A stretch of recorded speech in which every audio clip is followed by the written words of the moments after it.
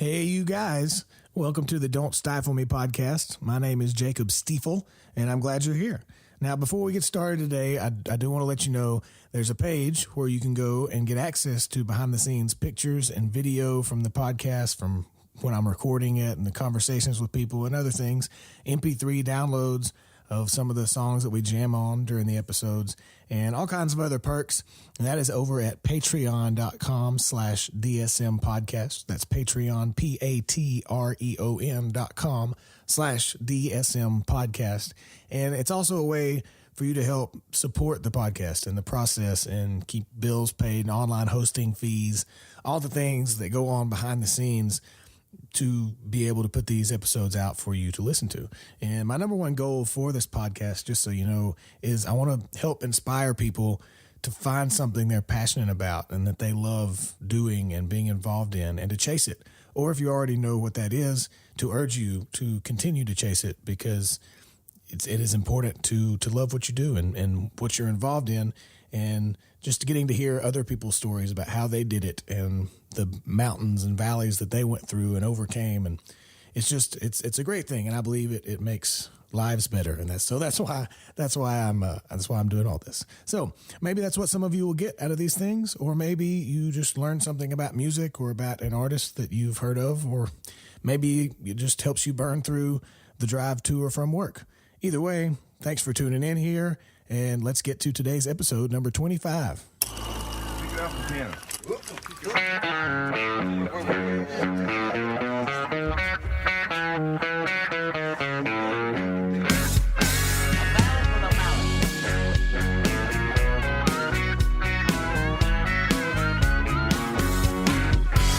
ain't dying I'm talking about, it's living.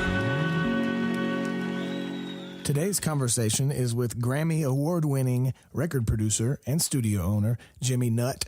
I stopped by Jimmy's studio, the Nutthouse, in Sheffield, Alabama, down by Muscle Shoals, last week, and we had a short chat, talked about his life in music and all the things that entails. But by the way, it's an awesome studio. If you're in the market for a spot to record, I would highly recommend checking it out.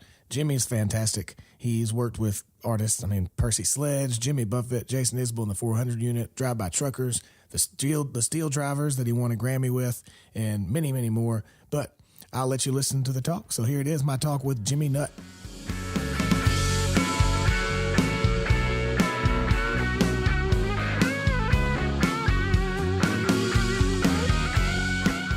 I do have a question to start out with. Yeah, man. Is this an old bank? It is building? an old bank, yeah. Yeah, it's an old bank. I was driving around the park, and I saw the drive-through windows right back. Yeah. So I used my knowledge and guessed that. Your past knowledge of going through drive-throughs in a bank. Yeah, this was built in 1954, actually. And it was 3 different banks. It was State National Bank, and then it was Central Bank, then Compass Bank. And then it was actually a church for a little while. And then it sat empty for over a year, and then I bought it. Yeah. So was the sanctuary where you have the studio? They actually had this big multi-level stage out in the floor, which I almost kept, but it was too big, took up too much room. So got some friends in Nashville that took an old church, and they just kept it exactly how it was with the sanctuary and everything, and they just moved the pews out, and the control room's like in the back corner. Yeah, and so they can set up. They've done live shows in there to where they'll set the band up on the pulpit area and then have people come in and stuff. It's pretty sweet setup. A church makes a good studio, actually. Yeah, high ceilings, and so I'd actually love to maybe one day, if I ever have a second studio, find a church maybe. Where are you from, Jimmy? I'm from Shreveport, Louisiana. It gets really muggy in Shreveport, Louisiana. About like it is here. Yeah. That's true. I played some casinos over there from time to time. Yeah. Yeah. How long did you live there? Born and raised? Yeah, I was born in Monroe, Louisiana, actually, which is a little town, a couple hours, what would that be, east of Shreveport. And my folks got divorced when I was in the 3rd grade, and we moved to Shreveport with my mom, and I grew up there. Yeah, we went all through high school there. As soon as I graduated high school, decided I needed to make a change and move. But yeah, grew up in Shreveport. Yeah, absolutely. When did music become a thing? Yeah. Well, 12 years old, 12 years old, which, it seems like a lot of people get hit around that time. You know, I know some folks pick it up earlier than that, but I've heard a lot of folks say, 12, 13 years old. But yeah, it was 12 for me. My mom was a big music fan. She loved Elvis, and we always had Elvis records going on in the house, Willie Nelson, stuff like that. But my sister was dating a guy then by the name of Joe Lee. She's actually married to him now. They've been married for many years, and he was a guitar player, and so that always fascinated me a little bit. Yeah. And so nobody in the family played or did not anything? really. I'm told that some of my grandparents and some of my great grandparents would out in the country in Arkansas, they would have like pickings, and people would show up with fiddles and guitars and things. But nobody in my immediate family was a musician. So, but boy, it hit me like a ton of bricks when I was 12 years old, and it's been. Did you start playing? Yeah, first? What I did, I started playing guitar and drums at the same time. Yeah. I would, that's interesting. actually I would take lessons. I took lessons from Hines Williams in Shreveport, drum lessons. I would walk across the hall and take guitar lessons from Danny Wilder. And, I would show up with my Van Halen and Kiss records and say, teach me how to play this. Picking the songs And out, they would say, well, you need to learn this paradiddle. And no, man, teach me how to play. You learn the basics first. running I with don't want the basic shit. I want to rock, So, I've had a bit of an identity crisis as a musician to this day. I still kind of go between bass and drums, and I played guitar for a while and sang for a minute. I'm not much of a singer, but yeah, man. So at what point, I'm curious as to like people that are awesome, fantastic producers and engineers, do you at some point, like at what point does that start? Like you start as a musician and loving music. At what point do you start thinking as a producer? Well, I was the guy in the band very early on that knew how to hook up a PA, knew how to plug in a mic and get a sound, Right. It starts there, I mean, I'm sure as well as I do, when you're in a band, there's a mixture of guys that play instruments but may not be technically minded at all. For sure. But there's usually one guy in the band that is. And so when something screws up, they're the one that they're the ones, follows the chords and yes. So I was that guy, and my mom bought me a little PA system when I was a kid and started learning how to hook that up. I ended up getting a Tascam Porta-1 4-track cassette recorder, learning how to work that. We actually made a bunch of cool recordings on that thing, And then, I had my first experience in a studio. I was in high school. The band I was in won some sort of battle of the bands, and the prize was, some time in the studio. Yeah. And so we went in, and man, I remember the first time I walked into a professional recording studio, I was just like, man, this is unbelievable. Was that there in Shreveport? It was in Shreveport, a place called Nightwing. Yeah. And strangely enough, a guy named Ron Capone was the engineer at the time. And he had done like some Elvis recordings and things like that. And so he was a Memphis guy, I think. So, so yeah, it was just a natural progression for me. The technical side, I had an interest in that, almost from the beginning as well. But, where it really changed, where I kind of got more serious about being a recording engineer than being a musician was, I'd been trying to make it as a musician through high school and went to some college and moved here and there, moved to Dallas, moved to Austin, played in bands, tried to make it, and never really got a foot in the door as a musician, as a player. And got married, had a kid, and all of a sudden, kind of the studio. Responsibilities kicked in. I thought, well, I don't know if I can be a touring musician, but maybe I can work in the studio. And so that's when it really kind of made a switch in my mind as far as, Was that when you were in Austin? I was in Austin. You'd moved there to play in bands and did that for many years. And I was there for like 8 years. And what era was that? It would have been like 92 until 2000. We moved here in 2000. Cool. And played in a few bands out there. But like I said, once I got married and kind of put the band thing aside for a while. Right. But the desire to make music and the passion for music didn't go away. And as a matter of fact, it came back even stronger. Yeah, being able to do it from a different angle. Yeah. Yeah. So it's amazing to me.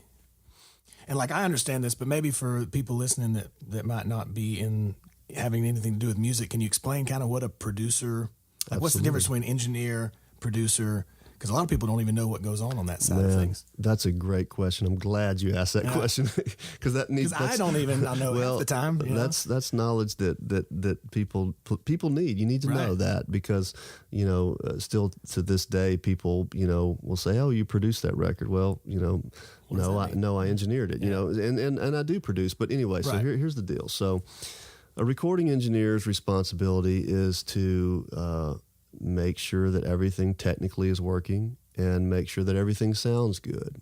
That's essentially the basic explanation of the engineer's job, right? Turning knobs and turning the knobs, making sure everybody's headphones are good, making sure the signal's good, making sure the sound is good, and certainly being a part of the creative process. Let's try this sound, let's try this amp, let's try this EQ, all those type things.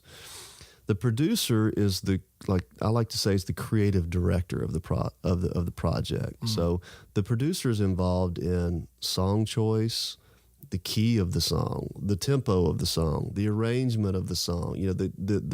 The producer works with the artist hand in hand in overseeing the whole entire project. The producer's involved in the budget. The producer's involved in booking the musicians, booking the studio. He's really the overall overseer of the project. It's such an important aspect that a lot of people think it's just, okay, you just stood in the control room and said, yeah, that sounds good or doesn't sound good. It's like, no.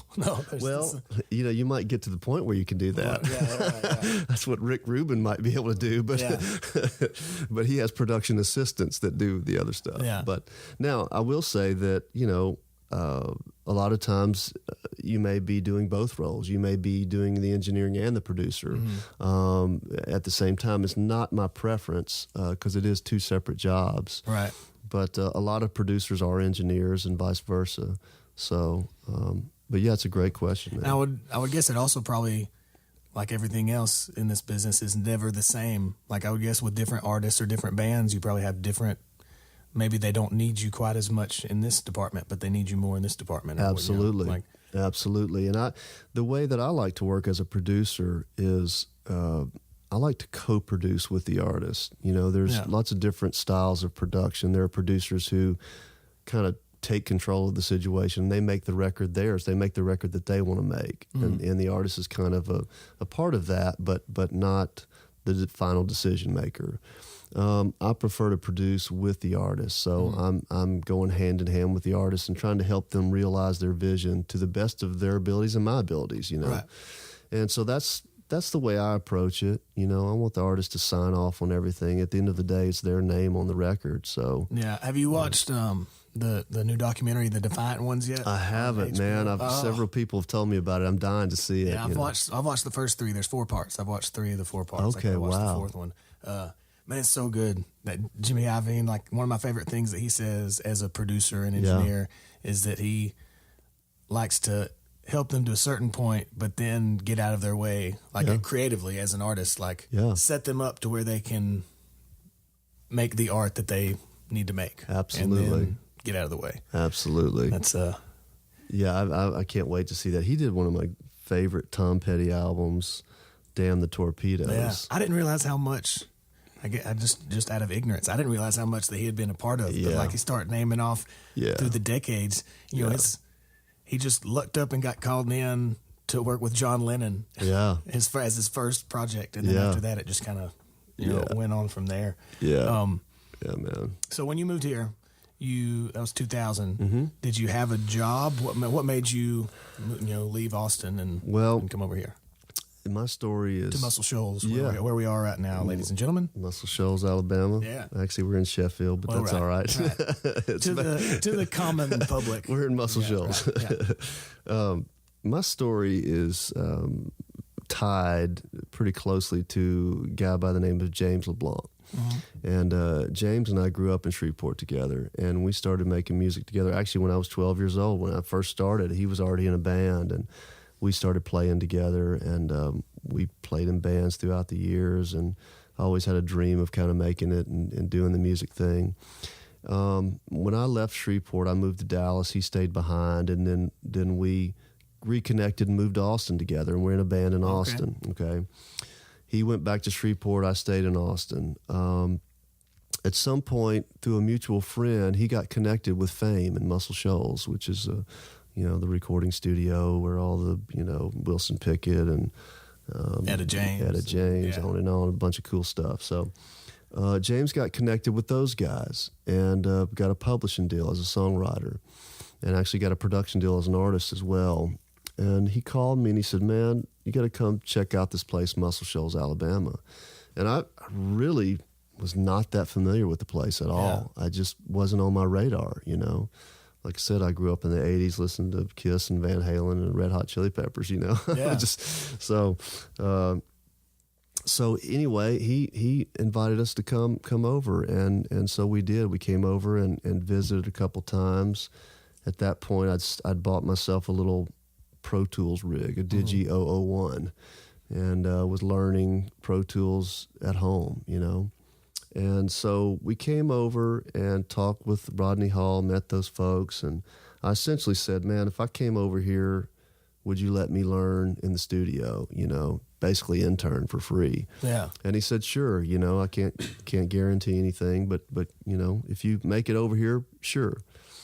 So at the time in Austin, I was working at a heavy-duty truck dealership. I was selling truck parts, Did you always, up until that point, have a side job? Playing Absolutely. in bands and Absolutely. Yeah. I worked retail for many, many years. Yeah. And I never could make a living in music. I always had a day job.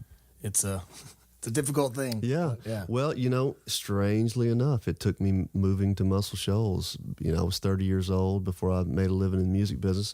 Moved over here, got a job in Decatur at a Decatur Peterbilt selling truck parts, and worked for free at Fame for 3 months, and then they hired me part-time for 3 more months, and then they hired me full-time. Yeah. So I'm 30 years old, and I've finally making a living in the music business. Yeah, at that point, yeah. Yeah. I just turned 32 days ago. Yeah, man.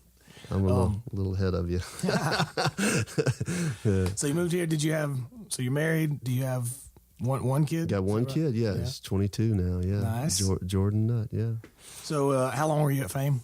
I was there for about 3 years, maybe a little over, somewhere around there. At this point, was Rick Hall, was he around? Not much. I worked for Rodney Hall mainly. Mark Hall was around some. He was mainly overseeing the office in Nashville. Now, Rodney is Rick's son. Rodney and Mark are Rick's sons. And, Mark was in Nashville. Rodney was here. Okay. And their main business at the time was publishing. Mm-hmm. And I was essentially the staff engineer for their publishing company.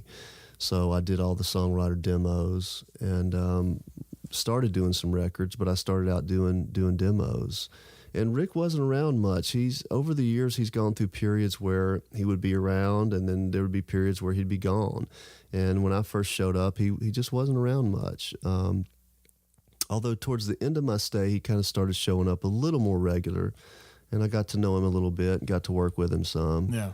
When I left Fame, I went home and put a studio in my bedroom for a while, and then Rick called me and asked me to come back to work for him directly. So I did go back and work for Rick for, 6-8 months at one point. So yeah. When did you decide that you wanted to have your own place? I think you left there? Or? Yeah, I think, when I was working at Fame, kind of the idea in the back of my head was to eventually own my own studio. Mm-hmm. But, I certainly enjoyed my time at Fame. It was a great, training ground for me. I met a lot of great people and learned most of what I know about recording there. And so the situation that came up kind of forced me to go out on my own, and I put a studio in my bedroom, and like I said, then went back to work for Fame, then came back out and leased a space in Sheffield, and then eventually bought this building I'm in now almost 9 years ago. Nice. Yeah. Yeah, I was talking with Hallie Phillips earlier, and she said she really respected that in a town with such historic studios that how successful you've been and have a great studio, and you've had the success in the middle of that between the Muscle Shoals sound and the fame and everything that's going on, to be able to kind of spring up your own place and it be such a success that she was very impressed. Well, I'll say a couple things. One, first of all, I'd like to say that I love the Phillips family. Hallie and Jerry are wonderful people. Yeah. I mean, they, I met Jerry first and then got to know Hallie, but they are huge supporters of the Muscle Shoals scene and just great people. So I love them. As far as how I've been able to do what I've been able to do, I don't know, man. I keep waiting for it to end, I mean, and yeah, I think a lot of it had to do with timing. I mean, I paid my dues. I worked hard. I showed up ready to work. I was on time. I had fire in my eyes and so, but I think I landed here at the right time. Yeah. I really do, because I know there were lots of other folks around here that were competent engineers that probably would have wanted that job, but somehow I landed it, and that just got the ball rolling for me, and it's been cool because my business has grown really organically. Yeah. You do a good job for one band or artist, and someone else hears it. Recommend to a few of their friends, and then so that's been happening for 17 years. I've been doing this full time for 17 years, which blows my mind. So I was also told to inquire that you have some pictures of your old band attire. Hallie said something about the clothes that you and your band She's used to probably wear. talking about that picture on the wall up there. I'm assuming there's a glare on it. I don't know. Take a look at that. Take a picture of it and post it. That's a picture of me and James LeBlanc in Shreveport, Louisiana. We're probably 14, 15 maybe. Oh, yeah. And is that a headband one of you? Yeah, James James kind of looks like the Karate Kid. He's wearing like a headband, and I'm wearing my Frankie Goes to Hollywood Relax sweatshirt with white jazz shoes. So very nice. Yeah, I'm gonna have to get a picture of that one.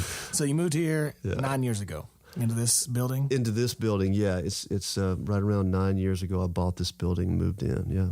I was reading like some of the numerous people that you've worked with, and like for the people out there like Percy, Sledge, Clarence Carter, like Jimmy Buffett, Jason Isbell and 400 Unit, Drive-By Truckers, Little Feat, Alabama Shakes. It just kept going on and on. That's all I could write down before I was like, all right, I can't do you have any favorites? Are there any like killer stories that stick out in your mind? I know that's a treasure trove of things to think about. Well, there's definitely a lot of cool things. You mentioned Percy. I'll mention a couple. You mentioned Percy. When they were shooting the Muscle Shoals film, okay, the Percy Sledge scene was filmed here in the studio. Oh, nice. And also the Spooner Oldham scene was filmed here.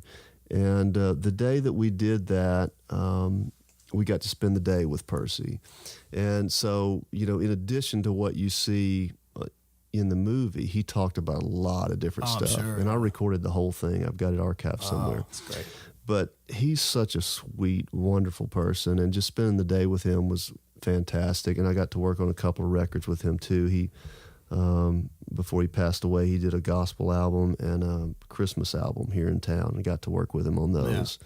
So that was really special. He told an amazing story about being the first African American artist to play in front of a mixed white and black crowd in South Africa.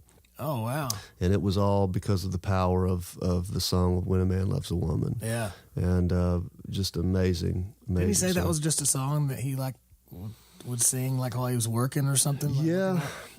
There's a few different stories associated with how that song became being, but that's one of them, that he would kind of sing it in the fields, working, and so But so Buffett, did he record? Was that at Fame or was that here? No, Buffett. One of Buffett's right-hand men that's been in his band for a long time is a guy named Mac McAnally, and Mac actually kind of goes in between living here in Sheffield and in Nashville. He's got a house a few miles from here. Okay, And Mac's right-hand man, his recording engineer for many years, was a guy named by the name of Alan Schulman. Okay. And Alan was a bit of a mentor of mine. He kind of taught me a lot, engineering, recording.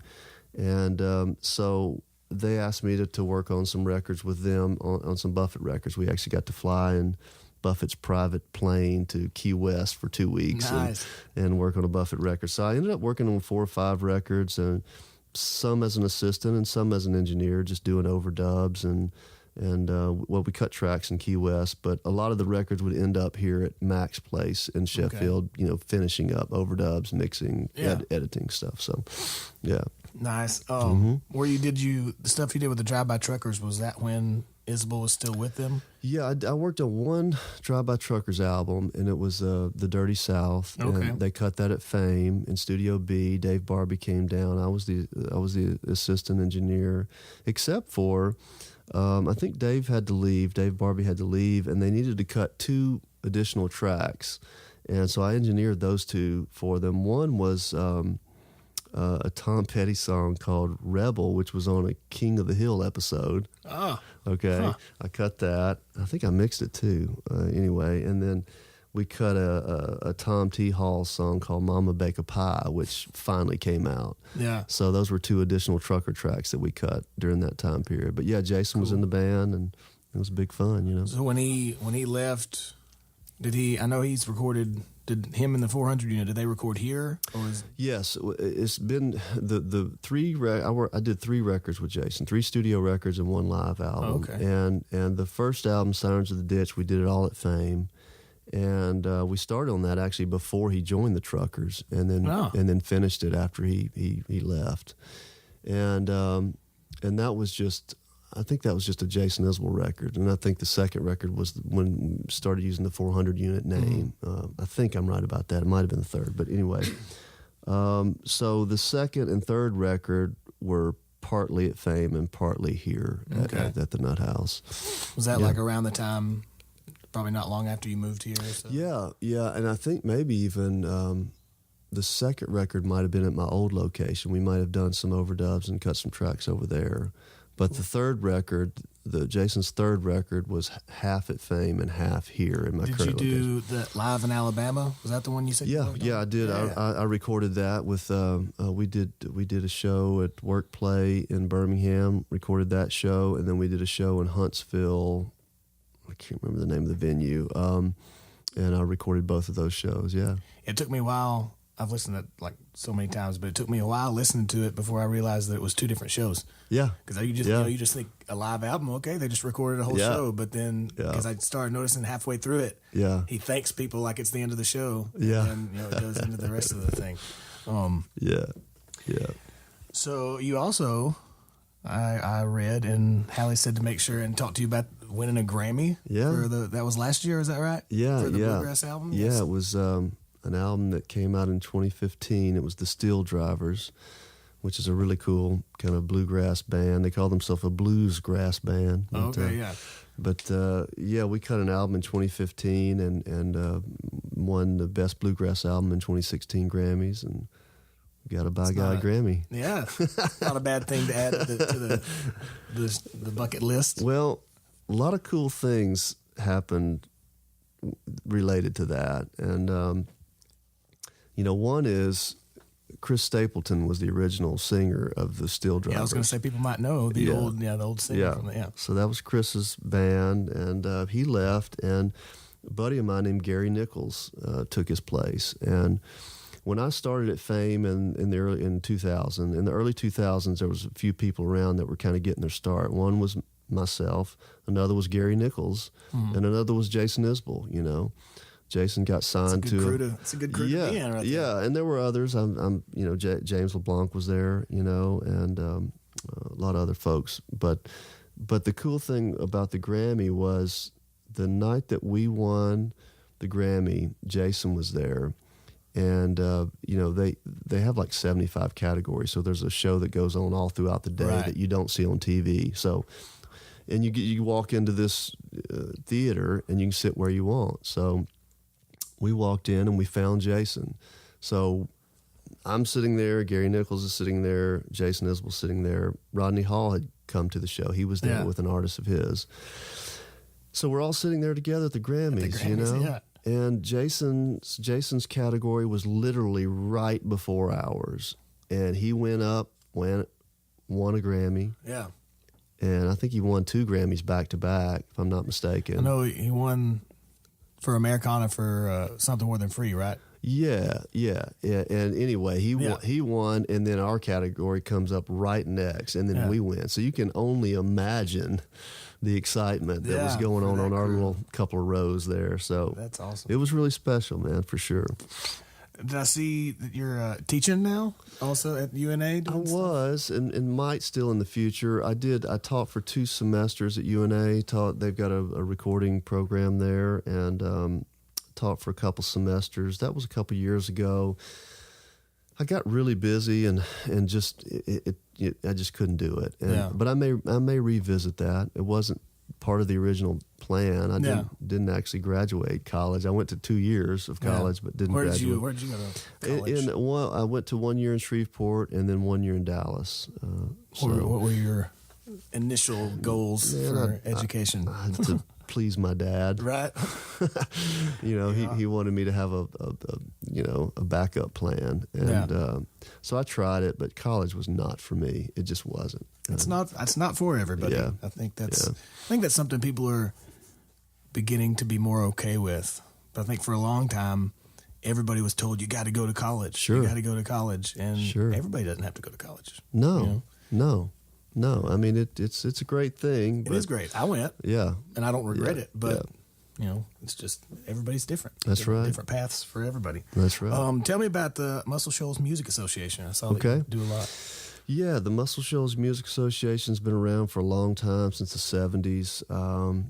It's been through different, incarnations, and they asked me to join several years ago, and I came on board, and then ended up asking me to be the president. So I've been the president for a few years, and it's essentially an organization that existed to promote the area, to promote the Shoals, and to kind of preserve its legacy and history. Yeah. And so Hallie's on the board with me, and Rodney Hall and Larry Bowser, a bunch of good folks, Dick Cooper. It's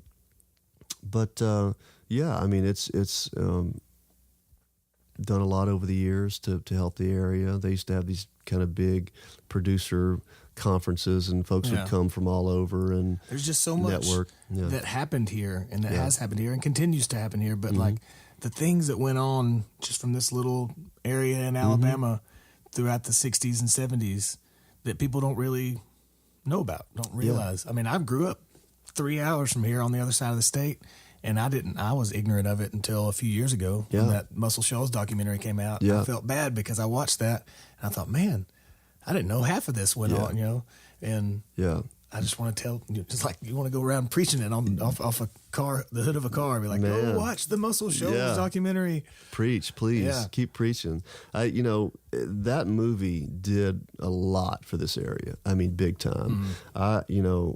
Like I said, I moved here in 2000, and when I worked at Fame, every now and then, like someone from Germany would like show up in the lobby and say, "Hey, can we look around?" And we'd show them around, but it was sporadic, Fast forward to today, Fame gives like truckloads of people $10 tours daily. Yeah. We have a real tourism industry in this town. The old Muscle Shoals sound, the old Jackson Highway studio has now been remodeled. They're giving busloads of tours daily. Are they recording in there yet? Like, is it back to... Some. Yeah, okay. It's a functioning studio, and they've done a few sessions, for sure. Yeah. So, what would you say... I mean, this is a difficult question to hone in on. What are some of the biggest challenges just in your life as far as being successful in the music? Like, what were some of the biggest challenges you had to overcome? Well, the biggest challenges I had to overcome, I don't know, man. I mean, like I said, I was 30 years old before I ever could figure out how to make a living in the music business. So I think I had to always be willing to change, to try new things, and I've done that over the years, and I don't know. I just sticking with it, just sticking with it through thick and thin. I've been real fortunate since I moved here to just work a lot and meet a lot of people. So my challenges today are different than they were when I started. My challenges today are, keeping it fresh and not getting burnt out, and I spend a lot of time in the studio, so I have to, kind of keep things fresh and try new things and find new artists. I'm, mainly focusing today on producing a lot and finding artists that I want to work with creatively. And, for years and years, I was just kind of a for-hire engineer, which I still am to some degree, but I'm kind of trying to find projects that I really want to work on, that really mean something to me, that I really want to be involved in. And so I don't know if that answered your question very sure. well. But It was beautiful. It was a beautiful answer. Yeah. If you could go back in time and give yourself at 18 advice, what would you tell yourself? Don't worry so much, Yeah. Don't worry so much about stuff. Things have a way of working themselves out, and it's going to be okay, man. Whatever happens, it's going to be all right. Yeah. It's great. Yeah. It's great. If somebody is the studio open? Like if somebody just wanted to call and say, "Hey, I want to come record Sure. at the Nutthouse," Yeah. what would they need to do? Well, we've got a website. It's thenutthouse.com, 2 T's. That's one way to reach us. There's a contact form there. I've got a Facebook page. There's a Nutthouse Facebook page. There's a Nutthouse Instagram. The Nutthouse Studio, I think, is the Instagram account. So I'm easy to find. I have a really sharp young engineer named Cody Simmons that works with me now. He graduated from Full Sail, and so we kind of share the recording responsibilities. And he's doing a lot of sessions here, and does a fine job. And I'm available to hire as well. And like I said, I'm always looking for artists that we're looking for a producer and want someone to work with them creatively. So Cool. yeah. Well, Jimmy, I can't thank you enough. That was more than fantastic. Man, my pleasure, Jacob. I appreciate you asking me to do this for sure. Well, thank you, man. Thank you, buddy.